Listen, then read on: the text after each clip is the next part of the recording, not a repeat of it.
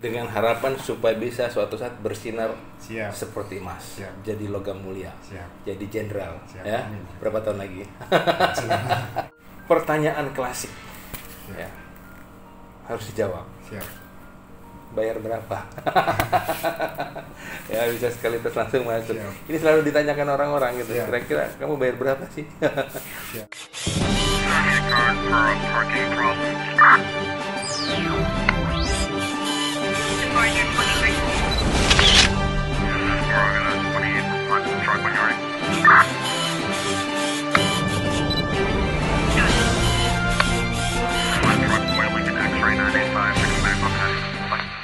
Jumpa lagi dengan saya Edward Sitorus di Edward Sitorus Papua Channel. Kali ini saya sendirian, tidak dengan Grace. Saya sedang ada di suatu tempat yang jauh dari Bandung, tepatnya di Kalimantan Timur ya. Siap. Kalimantan Timur, sedang ada berada di Satuan Cavalry yang ada di Kalimantan Timur. Kita akan ngobrol-ngobrol dengan Komandan Kompi di sini, seperti apa ini Satuan Cavalry di sini dan bagaimana nih seorang Danki menjadi seorang pemimpin di tempat ini, dan kira-kira bagaimana proses Danki untuk bisa menjadi seorang perwira lewat pendidikan di Taruna seperti apa. Kita akan ketemu dengan Komandan Kompi 13 Macan Tutulus Sakti, Siap. Letnan 1 Cavalry Auro Ecet. Siap. Selamat siang. Ya. Siap. Ini Danki Kav 13, coba perkenalkan diri dulu. Namanya siapa supaya rekan-rekan yang menyaksikan channel YouTube ini bisa lebih kenal. Silakan. Siap.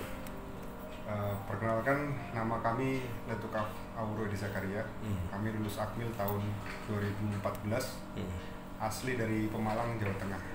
Dan kami pendaftaran Akmil dari Kodam 4 di Tunggu Ponorogo. dulu nih.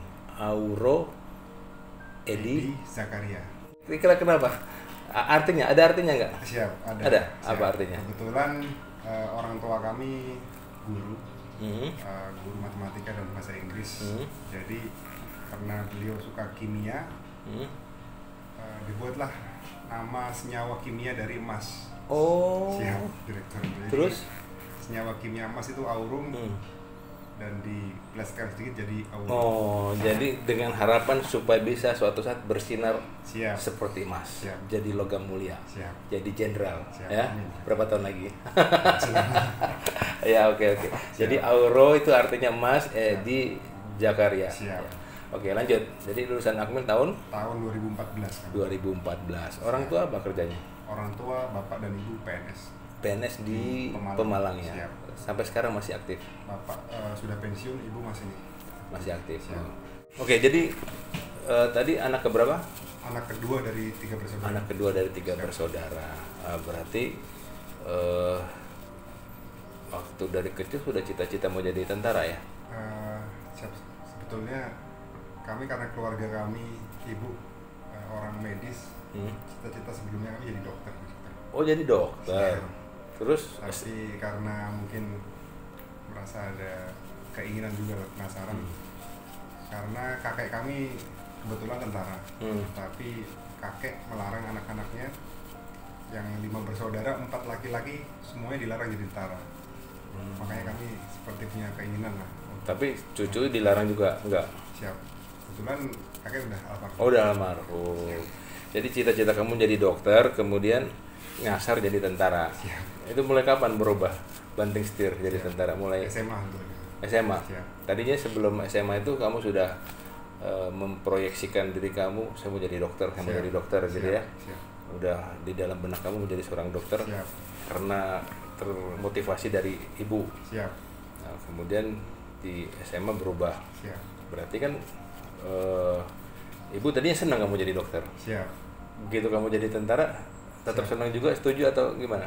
Makanya waktu kami cerita kami mau daftar tentara, ibu sebetulnya nggak setuju deh. Oh, setuju. Siap, karena pengennya kami tetap pengen jadi dokter. Terus? Tapi karena kami pujuk dan memang kalau bapak tidak ada bilang saya harus jadi tentara, saya harus jadi tidak. Tapi saya sebagai anak tahu lah kalau bapak saya ini pengen sebetulnya ada penerus dari kakek. Makanya saya yang ngomong sama bapak sama minta izin ke ibu, akhirnya diizinkan.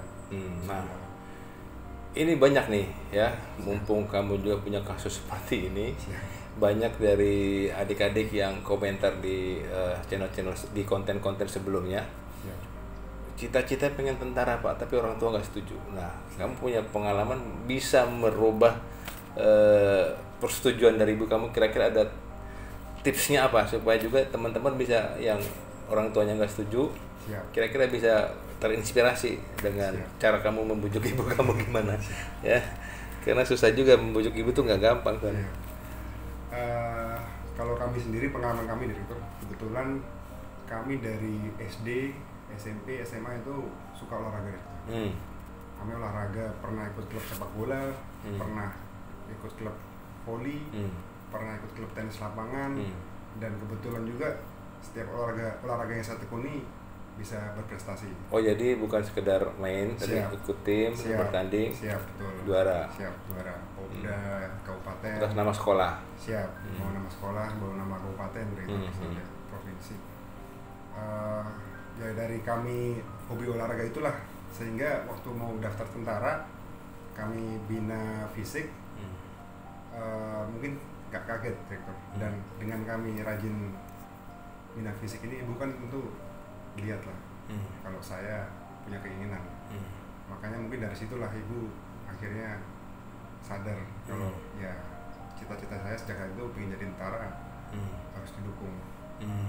Bahkan setelah saya mendapat persetujuan ibu, waktu itu saya kelas 2 SMA mau naik kelas 3, saya masih punya varises, kemudian mata saya masih silinder Direktur.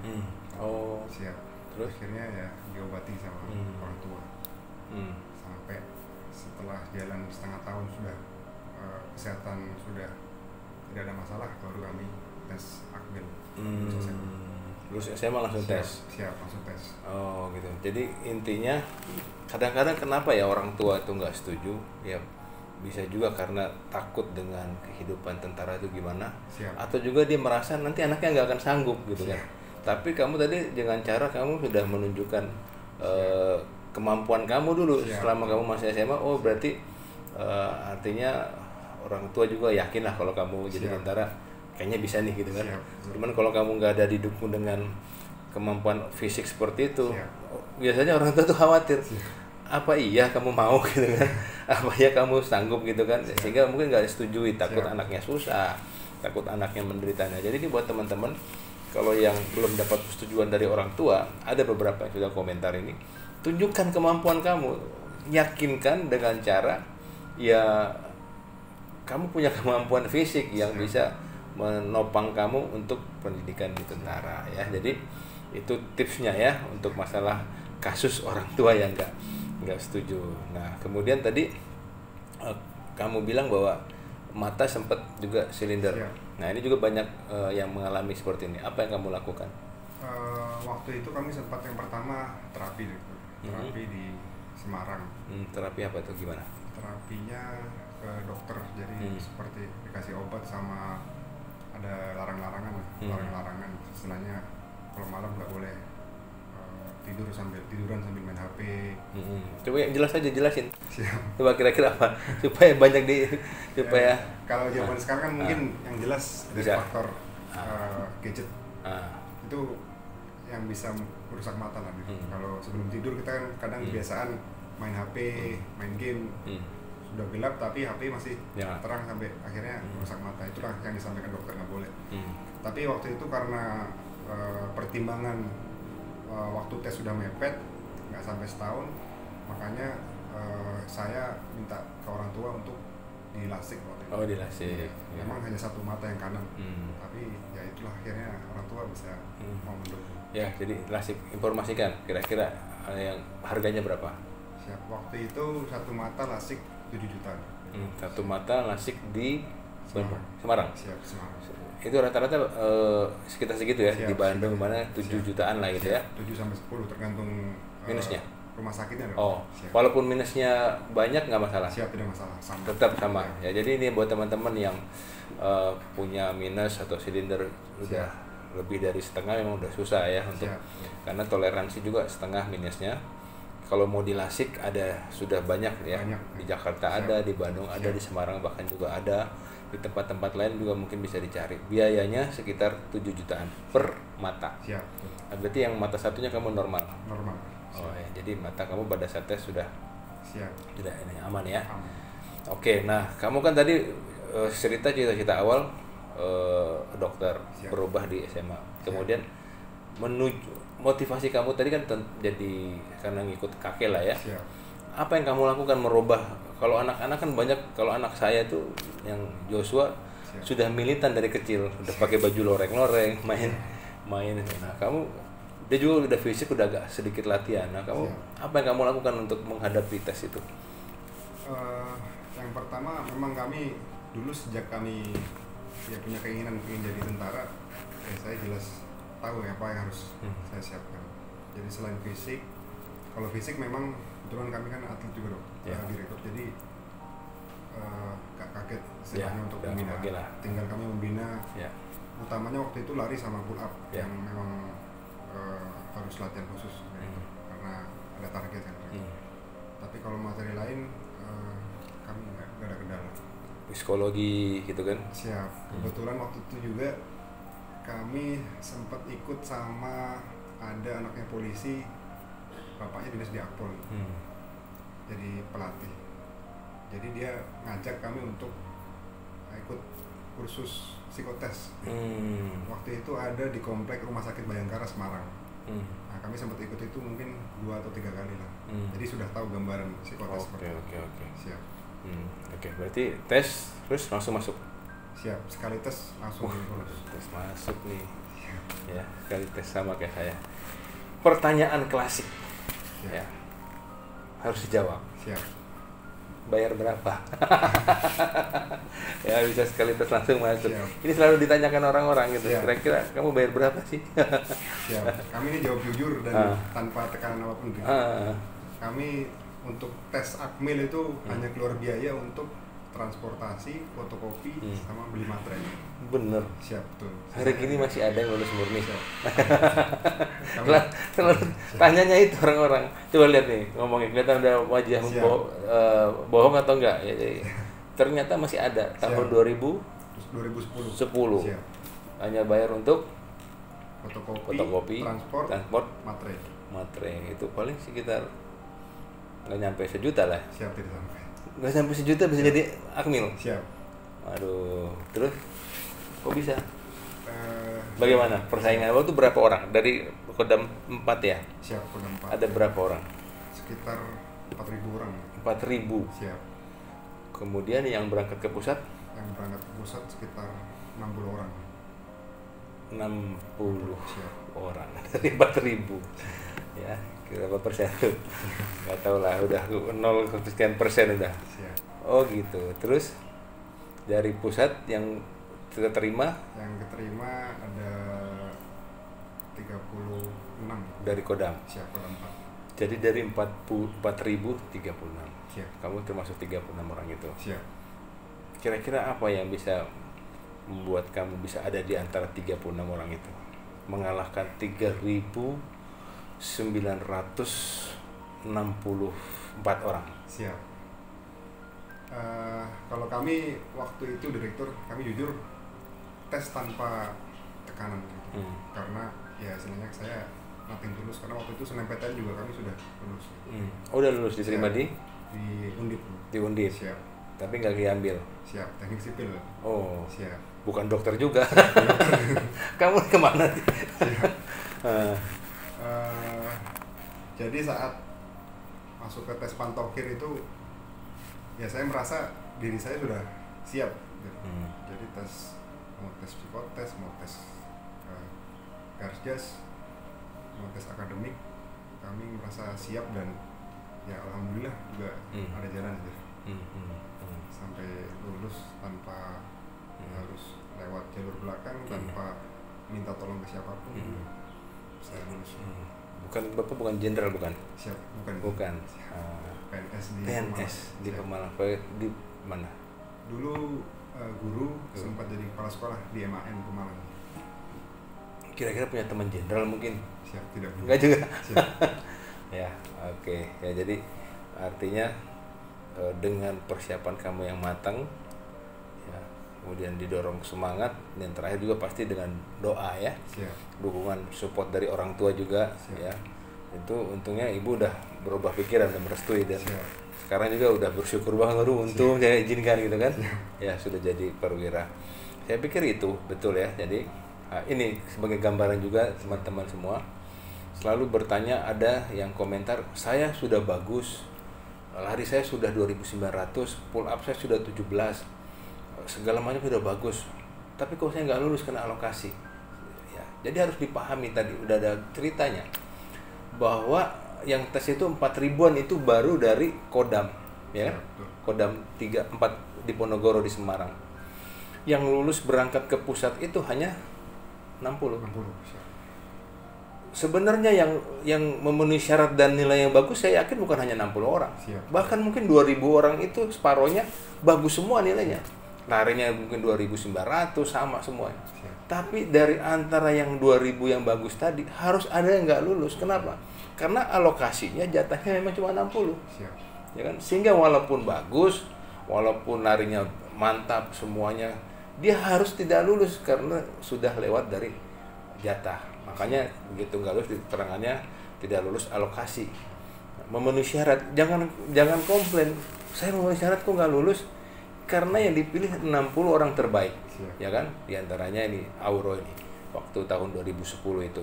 Ya, jadi tolong disadari teman-teman bahwa jangan terus berpikiran negatif. Saya nggak lulus, saya nggak lanjut karena saya nggak punya keluarga jenderal, saya nggak bayar. Nah, sudah dicatatkan ini sudah dengan kejujurannya dari Letnan 1 Auro ini, dia bapaknya hanya PNS bukan jenderal. Ya. Tapi seorang PNS pun mampu meluluskan anaknya menjadi lulus Akmil, tidak bayar. Ya, saya yakin juga nggak bayar, saya percaya. Jadi jangan begitu nggak lulus cari kambing hitam. Biasanya orang yang nggak lulus langsung cari pembenaran. Saya nggak lulus karena nggak bayar sih, saya nggak lulus karena saya bukan keluarga tentara sih. Ya, makanya langsung komplain kemana-mana. Jadi ini sudah dibuktikan ya, dan sudah menjadi perwira, dilulus menjadi Letnan 2 tahun 2014. Setelah lulus menjadi perwira, dinas pertama di Kodam 1 di Medan. Sekarang menjadi komandan kompi di sini, kompi 13 Macan Tutul Sakti, baru 2 bulan ya. Nah, itu enaknya jadi tentara ya, bisa kemana-mana ya. Bisa ke Kalimantan, bisa ke Medan. Orang Pemalang kalau mau jalan-jalan ke Medan, ke Kalimantan bayar, tapi karena dia jadi tentara diperintahkan ke sini. Nah, sekarang saya mendengar juga selama di Kodam 1 juga ya cukup bisa membanggakan satuannya. Ada prestasi yang pernah kamu raih selama jadi perwira di sana? Siap. Kami kebetulan tahun 2017 Direktur, kami bergabung dengan tim Piala Kasat lomba tembak Kodam untuk lomba Piala Kasat di Cilodong. Saat itu kami sebagai petembak pistol eksekutif. Segitu. Antar satuan. Antar Kodam. Antar Kodam. Dan waktu itu kebetulan juga kami bisa mendapatkan 3 medali.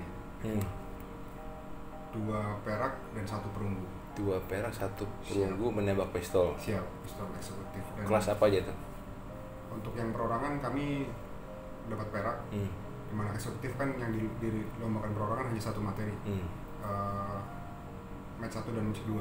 Itu kami dapat perak. Siap. Kemudian untuk yang beregu, falling plate dan eksekutif beregu, kami dapatkan 1 perak dan 1 perunggu. Mantap dong ya. Jadi jago nembak kamu? Siap, lumayan. Nembak cewek juga? Siap, tidak. Oke. Jadi itu prestasi ya. Siap. Prestasi yang saya yakin itu suatu kebanggaan. Siap. Ya. Kamu sebagai perwira bisa juara nembak, dan harapannya nih ya, ilmu itu jangan hanya untuk kamu. Siap. Ya. Sekarang kamu menjadi komandan kompi. Siap. Ya kan, punya anggota berapa sekarang? 134 ya. Siap. Itu harus juga bisa kamu latih, bisa semahir kamu. Siap. Bisa nggak? Siap, bisa. Itu tantangan kamu selama jadi danki di sini. Siap. Bahkan kalau bisa ada yang melebihi kamu. Siap. Itu baru kamu hebat, jagoan ya. Tapi kalau kamu jago nembak, hanya kamu yang jago, anggota nggak dilatih, ya percuma. Siap. Ya kan? Siap. Nggak ada gunanya kamu di sini, gitu kan gitu. Siap. Jadi jadilah komandan kompi yang bermanfaat dan berguna bagi anggota dan bagi satuan. Siap. Ya. Siap. Itu saja. Kemudian terakhir biasa setiap di konten saya kasih power statement atau kata-kata untuk memotivasi khususnya buat adik-adik kita nih yang mau mendaftar. Ya. Ada yang udah di umur terakhir banyak nih. Terakhir ini sekarang Tamtama sedang buka. Ya, ada beberapa yang subscribe ke channel saya. Dia bilang minta didoakan. Ini terakhir Pak, mau Tamtama ini. Coba kasih semangat. Atau juga yang masih banyak waktunya sedang bercita-cita. Ya, kamu berikan apa yang bisa kamu sampaikan kepada mereka. Silakan. Mungkin pesan dari saya untuk para penonton, khususnya adik-adik yang mendaftar jadi tentara, apalagi Akmil. Pesan saya harus menggali kemampuan diri, cari prestasi sebanyak-banyaknya. Jujur saya dulu tidak tahu punya kemampuan ini, punya kemampuan itu, tapi karena saya mau mencoba dan saya mendalami, ya alhamdulillah bisa banyak prestasi. Dan prestasi-prestasi itu sejak saya SMP, SMA, itulah yang jadi modal saya untuk daftar Taruna Akmil.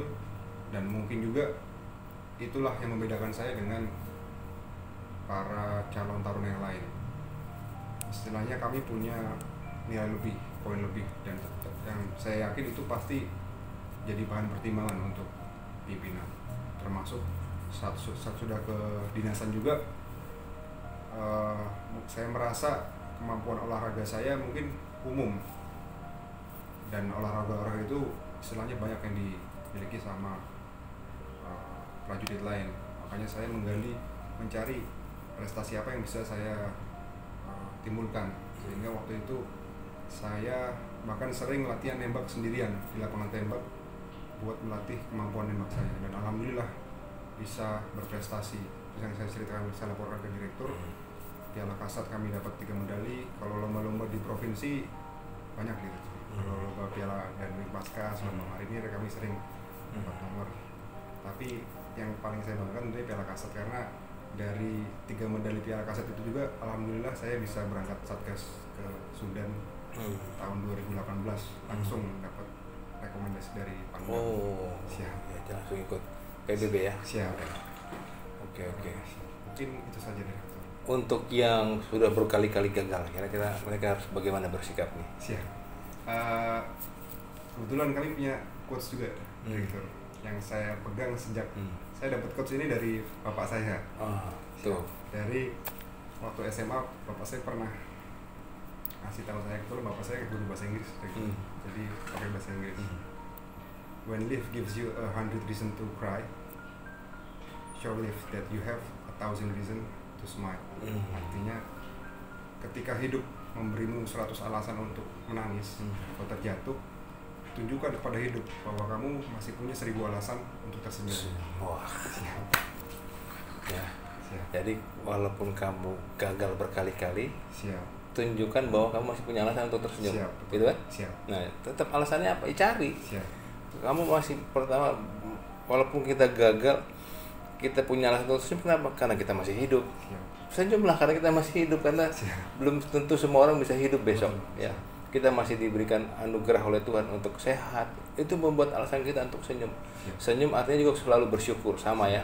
Selalu ada alasan untuk selalu bersyukur. Walaupun Anda sedang terpuruk di dalam jurang yang lembah yang paling dalam, tapi tetap selalu ada 1.000 alasan untuk selalu tersenyum atau bersyukur. Ya, kenapa? Karena dengan bersyukur maka kita akan bisa menjalani hidup kita dengan pikiran yang sehat, dengan semangat, dengan otak yang cemerlang ya. Tapi kalau kamu nggak bersyukur, bersungut-sungut terus ya, protes terus, ya, kenapa nggak lulus, kenapa nih saya gini, panitia nggak transparan segala macam, seumur-umur kamu akan di situ, akan terus ada dalam kubangan itu. Kamu akan keluar dari lembah itu atau dari kubangan itu pada saat kamu bisa bersyukur. Kamu akan melihat peluang-peluang itu dengan bersyukur ya. Tapi kalau kamu tutup dengan protes, tertutup semua itu peluang ya. Seperti Auro ini, dia bisa melihat peluang-peluang dia menjadi atlet, dia menjadi jago nembak dan sebagainya ya. Saya minta juga kamu nanti dalam bidang pendidikan juga berprestasi ya. Siap. Sebagai perwira muda. Siap. Jangan lupa belajar, tingkatkan kemampuan pendidikan kamu. Ada sekolah, kursus, ikuti dengan baik. Siap. Supaya kamu bisa membawa nama baik keluarga, siap, rumah tangga kamu, kemudian juga nama baik Korps Kavaleri TNI Angkatan Darat ya. Kavaleri yang membanggakan. Saya pikir itu aja ya. Siap. Terima kasih ya. Siap. Saya sudah mampir ke sini dari Bandung, bisa tiba di Kesatrian Macan Tutul Sakti. Siap. Ada macannya nggak sini? Siap. Nggak ada. Ada di Samboja ada. Oh ada. Siap. Beneran masih ada macan? Siap, ada. Oh banyak. Ada hutan lindung punya pemerintah. Tapi dia pernah datang ke perkampungan nggak macan? Kalau macan tidak. Enggak. Karena memang hutan kan masih rata-rata hutan. Oh macan apa nih macan? Macan tutul. Macan tutul. Siap. Oh, saya pikir hanya nama aja, beneran ada macan ya. Oke lah, itu saja ya. Siap. Ya, terima kasih. Siap. Ya. Siap. Ya.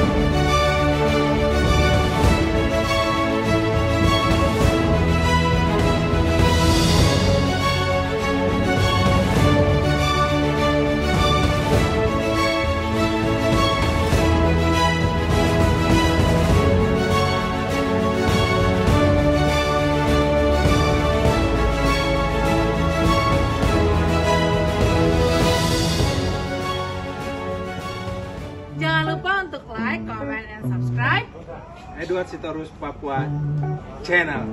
Yeay!